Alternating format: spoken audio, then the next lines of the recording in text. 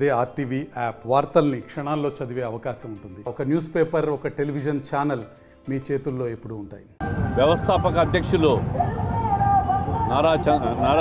నందమూరి తారక రామారావు గారికి ఘనమైన నివాళులు అర్పిస్తూ తెలుగు జాతి కోసం ప్రపంచవ్యాప్తంగా ప్రపంచం నలుమూలల తెలుగు జాతి ఆత్మగౌరవాన్ని చాటి చెప్పిన గొప్ప మహనీయుడు ఎన్టీ రామారావు గారు. సూర్యచంద్రులు ఉన్నంత వరకు కూడా తెలుగు జాతి ఉన్నంత వరకు తెలుగుదేశం పార్టీ ప్రజల గుండెల్లో చిరస్థాయిగా గూడు పెట్టుకునే విధంగా చేసిన మనిషి గొప్ప మహనీయుడు ఎన్టీ రామారావు గారు. 9 నెలల అనతి కాలంలో పార్టీని స్థాపించి అధికారంలోకి తీసుకొచ్చి దేశంలోనే పేద ప్రజల కోసం, బడుగు బలహీన వర్గాల కోసం సంక్షేమం అనే నినాదాన్ని తీసుకొచ్చి ₹2 కిలో బియ్యం, జనతా వస్త్రాలు, పక్కా ఇళ్ల నిర్మాణానికి నాంది పలికిన నాయకుడు ఎన్టీ రామారావు గారు.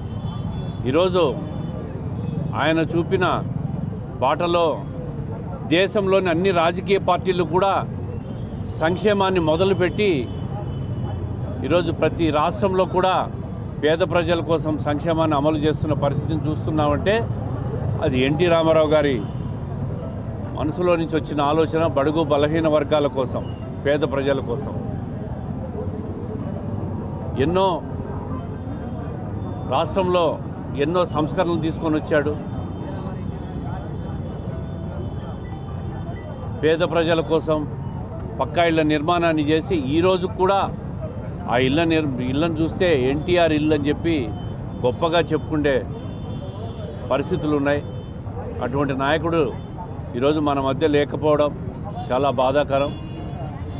ఆయన ఏ సంస్కరణలు చేశాడో, ఏ సంక్షేమాన్ని మొదలుపెట్టాడో దాన్ని మరింత పదును పెట్టి ఈరోజు 27 సంవత్సరాలుగా తెలుగుదేశం పార్టీ అధ్యక్షుడిగా నారా చంద్రబాబు నాయుడు గారు కూడా అవన్నీ కొనసాగిస్తూ ఆ పార్టీని పేద ప్రజల గుండెల్లో గూడు కట్టుకునే విధంగా భవిష్యత్తులో నేనున్నా నీ పార్టీకి నాయకుడిని అని చెప్పి నారా లోకేష్ గారు కూడా ఈరోజు ముందుకు వచ్చారు.